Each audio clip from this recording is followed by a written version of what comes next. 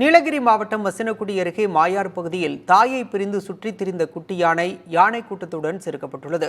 குட்டி யானை தாயுடன் சேர்ந்து விட்டதா என வனத்துறையினர் 3 குழுக்களாக கண்காணித்து வருகின்றனர்.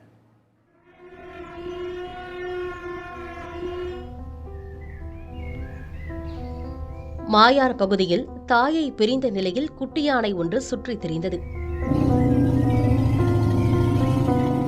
தகவல் அறிந்து சம்பவ இடத்திற்கு சென்ற வனத்துறையினர் குட்டி யானையை கண்காணித்ததோடு அதனை தாய் யானையுடன் சேர்க்க முயன்றனர். சுற்றுவட்டார பகுதிகளில் தாய் யானை அல்லது கூட்டத்துடன் வேறு யானைகள் உள்ளதா என ட்ரோன் கேமரா மூலமாக தேடினர். ஆனால் மாலை வரை அப்பகுதியில் யானைகள் இருப்பதை கண்டறிய முடியவில்லை. இந்நிலையில் குட்டி யானை மாயார் பகுதியிலிருந்து மசினகுடிக்கு ஓடி வந்தது.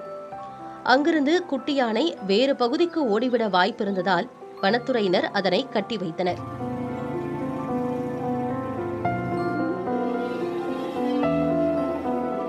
தொடர்ந்து இரவு குட்டி யானை தனித்து விடப்பட்ட அதே பகுதிக்கு அருகே உள்ள சூசரமட்டம் வனப்பகுதியில் யானை கூட்டங்கள் இருப்பதை வனத்துறையினர் உறுதி செய்தனர். வனத்துறை வாகனம் மூலமாக குட்டி யானை காட்டு யானைகள் கூட்டமிருந்த பகுதிக்கு கொண்டு செல்லப்பட்டது. குட்டியை யானை கூட்டத்துக்கு அருகே விடுவித்த வனத்துறையினர் அங்கிருந்து திரும்பினர்.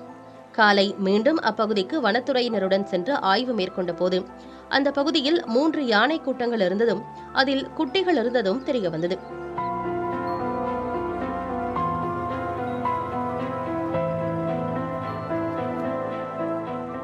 குட்டி யானை உள்ள யானை கூட்டத்தை வனத்துறையினர் 3 குழுக்களாக பிரிந்து தொடர்ச்சியாக கண்காணித்து வருகிறார்கள்.